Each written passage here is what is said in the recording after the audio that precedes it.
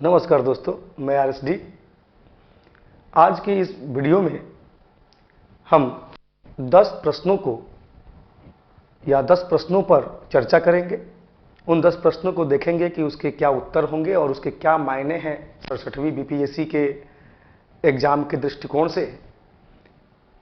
हम 500 प्रश्नों का एक सीरीज लेकर आने वाले हैं और उस 500 प्रश्नों में से मेरी कोशिश होगी कि 67वीं BPSC में मैक्सिमम प्रश्न टकरा जाए। मेरी ये कोशिश होगी। तो उस उद्देश्य को ध्यान में रखते हुए 500 प्रश्नों का जो हम सीरीज लेकर आ रहे हैं उसे डे बाय डे 10-10 प्रश्नों का एक सीरीज बनाकर हम 500 प्रश्नों के लक्ष्यों को पूरा करने का प्रयास करेंगे। तो चलते हैं, एक एक प्रश्नों को देखने का प्रयास करते हैं कि जो आपका प्रेडिक्शन क्लास का जो पहला टेस्ट है उसका पहला प्रश्न जो है कि सुप्रीम कोर्ट ने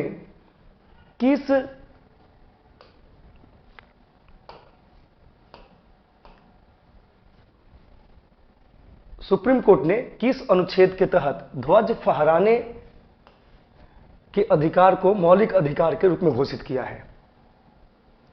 तो ध्वज फहराना आपका मौलिक अधिकार है। ये भारतीय संविधान के किस अनुच्छेद के द्वारा सुप्रीम कोर्ट ने यह अधिकार नागरिकों के लिए परिभाषित किया या नागरिकों के लिए व्याख्यायित किया? तो वो था अनुच्छेद 19(1)(a)।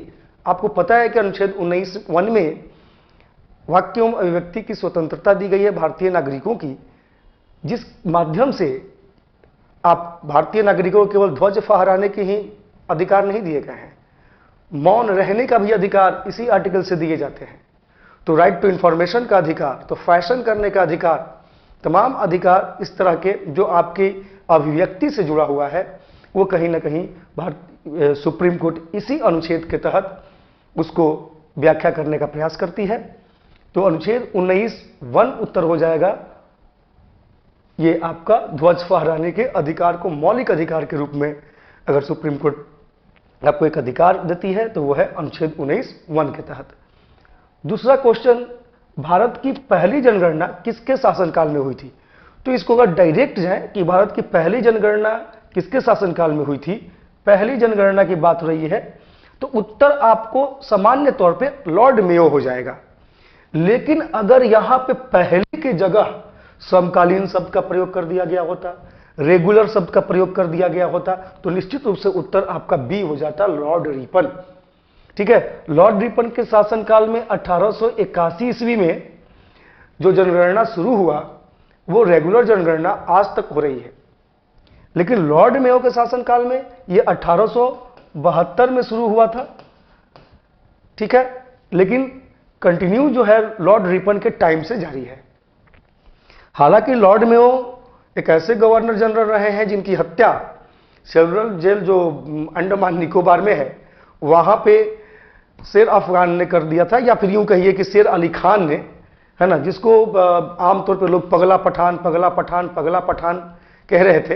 लेकिन क्या वो पगला थोड़ी था, है ना, जानबूझ के उसको पगला करार दे दिया गया क्योंकि उसका ये उद्देश्य लोगों के लिए प्रेरणा का सबक ना हो जाए। ठीक है, गवर्नर जनरल को मारना किसी भी कालखंड में इतना आसान काम तो नहीं था। तो हम एक तरह से देखें तो भारत में क्रांतिकारी आंदोलन का प्रथम बिगुल फूकने वाला तो अपना शेर अली खान ही था। लेकिन खैर बात बहुत लंबी हो जाएगी, फिर उधर पढ़ेंगे तो हम आमतौर पे जो प्रश्न का डिमांड है वो डिमांड है कि इस प्रश्न का उत्तर आपको लॉर्ड मेयो लेना होगा। ठीक है, बाकी मैंने जो इसके साथ अन्य चीजें जुड़ी हुई हैं लॉर्ड रिपन के साथ वो मैंने बता दिया। इस प्रश्न के हिसाब से लॉर्ड मेयो उत्तर, लेकिन यहां कुछ बदल गया, समकालीन शब्द का प्रयोग कर दिया, रेगुलर शब्द का प्रयोग कर दिया, तो उत्तर आपका लॉर्ड मेयो हो जाएगा। नेक्स्ट प्रश्न पर चलते हैं। तो नेक्स्ट प्रश्न अगर हम जाने तो आप देखेंगे कि जो तीसरा प्रश्न है वो कहता है कि लॉर्ड माउंटबेटन ने 15 अगस्त को भारत का स्वतंत्रता दिवस के रूप में क्यों चुना? भारत 15 एक तरह से देखा जाए तो 15 अगस्त को ही भारत क्यों आजाद हुआ? 16 अगस्त को हो जाता, 17 अगस्त को हो जाता, 13 अगस्त को हो जाता, 15 अगस्त ही क्यों? लॉर्ड माउंटबेटन ने 15 अगस्त को ही क्यों चुना? तो इसके पीछे अन्य कई विकल्प हैं। अगर इसका उचित आंसर देखेंगे तो आंसर इसका डी हो जाएगा, क्योंकि इसी दिन जापान के सहयोगी दलों के आत्मसमर्पण की दूसरी सालगिरह थी। आपको पता है कि 1945 में जो द्वितीय विश्व युद्ध है वो समाप्त हो जाता है जापान के आत्मसमर्पण के साथ ही। तो जापान का आत्मसमर्पण मित्र राष्ट्रों के सामने 1945 15 अगस्त को होता है, और 15 अगस्त 1947 साम्राज्यवादी देशों के विजय की सालगिरह थी, या फिर जापान के आत्मसमर्पण की दूसरा सालगिरह था। और यह कहीं ना कहीं 15 अगस्त सिंबल है साम्राज्यवादी देशों के गौरव का। यानी कि 15 अगस्त 1947 को जो भारत आजाद हुआ वो कहीं ना कहीं साम्राज्यवादी गौरव के अनुकूल था, न कि राष्ट्रवादी भावना के अनुकूल। लेकिन खैर, भारत को अगर इस प्रश्न के हिसाब से देखा जाए तो उत्तर इसका डी हो जाएगा। चौथा नंबर अगर प्रश्न पे चले तो कहता है कि 26 जनवरी 2020 को भारत में गणतंत्र दिवस के परेड के मुख्य अतिथि कौन थे? 26 जनवरी 2020। तो इसका उत्तर हो जाएगा राष्ट्रपति जेयर बोल्सोनारो। तो राष्ट्रपति जो जेयर बोल्सोनारो हैं, ये ब्राजील के राष्ट्रपति हैं। तो कहने का अभिप्राय मेरा यह है कि यहां पे 26 जनवरी 2020 हमने पूछा है। हालांकि यह प्रश्न बनने की इतनी संभावना नहीं है, लेकिन बीपीएससी कभी कभी बैक हो जाती है, और इसलिए भी बैक होने की संभावना है बीपीएससी का कि 2021 में 26 जनवरी को गणतंत्र दिवस के दिन कोई मुख्य अतिथि नहीं आए थे भारत, इसलिए यह महत्वपूर्ण हो जाता है कि कहीं वो 2020 न पूछ दे। अगर यहां पे सिर्फ 2021 कर देता, 26 जनवरी 2021, तो आपका उत्तर ई हो जाता। ठीक है, लेकिन 2020 है तो उत्तर आपका बी हो जाएगा, राष्ट्रपति जेयर बोल्सोनारो। लेकिन 2021 कर देता तो ई हो जाता, क्योंकि आपको पता है कि बोरिस जॉनसन जो ब्रिटेन के प्रधानमंत्री थे हैं, उनको मुख्य अतिथि के तौर पर निमंत्रण दिया गया था 2021 में, लेकिन कोरोना की वजह से वो अपनी यात्रा को रद्द कर देते हैं। इस कारण 2021 में गणतंत्र दिवस पर कोई मुख्य अतिथि नहीं था। इसलिए जरूरी है कि अगर 2021 पूछ दिया तो आप ई उत्तर लेंगे, और 20 पूछ दिया तो राष्ट्रपति जेयर बोल्सोनारो लेंगे। ठीक है, हम नेक्स्ट प्रश्न पे चलते हैं। अगर नेक्स्ट प्रश्न पर चलें तो आपके सामने यह रहा प्रश्न कि किस आंदोलन के दौरान वंदे मातरम, किस आंदोलन के दौरान वंदे मातरम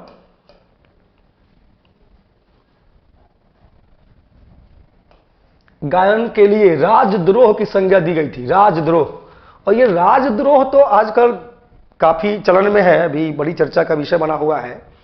ठीक है, तो अगर पूछ देता है कि किस आंदोलन के दौरान वंदे मातरम गायन के लिए राजद्रोह की संज्ञा दी गई थी, तो उत्तर आपको यहां लेना होगा स्वदेशी आंदोलन, जो 1905 के टाइम में ये शुरू हुआ था, है ना। और उस टाइम में जो इस आंदोलन का जो स्लोगन था, मूल स्लोगन जो था वो था वंदे मातरम, जिसको ब्रिटिश कंपनी ने या ब्रिटिश सरकार ने राजद्रोह की संज्ञा दे दी थी।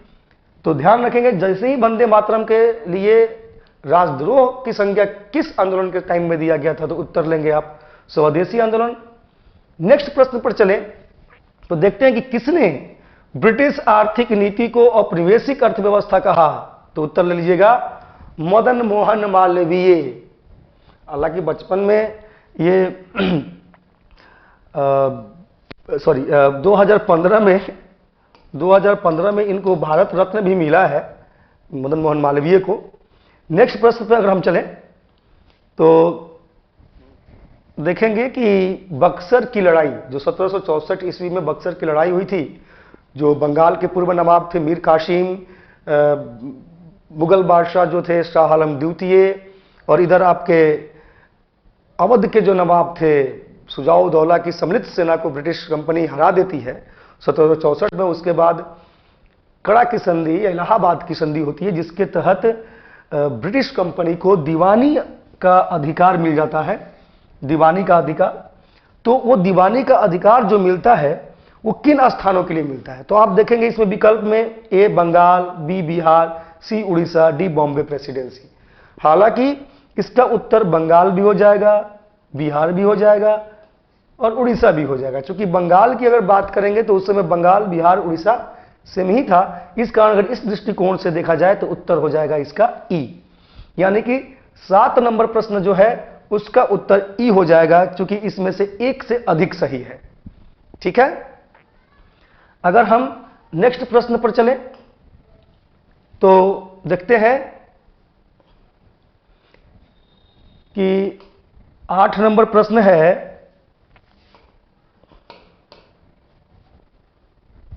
प्रति व्यक्ति मानदंड के अनुसार कौन सा जिला सबसे गरीब है?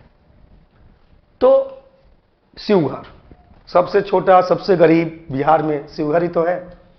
ठीक है, नेक्स्ट प्रश्न पर अगर हम चले 9 नंबर प्रश्न, 2020 का साहित्य का नोबेल पुरस्कार किसे दिया गया है? तो इसका उत्तर होगा लुईस ग्लिक। हालांकि अगर 2019 पूछे तो पीटर हैंडके हो जाएगा, लेकिन 2020 का साहित्य का नोबेल पुरस्कार लुईस ग्लिक को मिला है। ध्यान रखेंगे, बहुत प्रासंगिक प्रश्न हम पूछ रहे हैं। बीपीएससी का सेम पैटर्न होता है प्रश्न पूछने का। ठीक है, इस कारण से, और बीपीएससी का तो फेवरेट है साहित्य और शांति, है ना। साहित्य और शांति तो बीपीएससी का फेवरेट है, इसलिए तो आप वैसे भी साहित्य और शांति को जेहन में ही रखे जाएं। क्या 10 नंबर प्रश्न पे अगर चलें तो भारत का वित्त वर्ष 2020-21 का राजकोषीय घाटा लक्ष्य क्या है? तो इसका उत्तर बी हो जाएगा, 3.5% राजकोषीय घाटा लक्ष्य है 2020-21 के वित्त वर्ष के अनुसार। 3.5% ध्यान रखेंगे, ये महत्वपूर्ण है ना। राजस्व घाटा, राजकोषीय घाटा, ये बड़ा महत्वपूर्ण हो जाता है। हालांकि इस टेस्ट सीरीज में हमने राजकोषीय घाटा को के लक्ष्य के रूप में प्रश्न दिया है। अगले कुछ सीरीज में हम अन्य इकोनॉमिक्स के भी करंट सिचुएशंस के प्रश्न को रखेंगे। ध्यान रखेंगे कि हमारा लक्ष्य है कि हम 500 क्वेश्चंस को हम आप तक पहुंचाएं इसी चर्चा के माध्यम से। और मेरी कोशिश ये रहेगी कि हम 67वीं बीपीएससी में कम से कम मैक्सिमम क्वेश्चन आपको डायरेक्ट टकरा सके, कोशिश हमारी होगी, है ना। और ईश्वर ने चाहा तो निश्चित रूप से कुछ ना कुछ बेहतर होगा। तो 500 क्वेश्चनों का जो सीरीज है हम डे बाय डे आपके सामने प्रेजेंट करते रहेंगे। ठीक है, वीडियो कैसा लगा जरूर सूचित करें। धन्यवाद।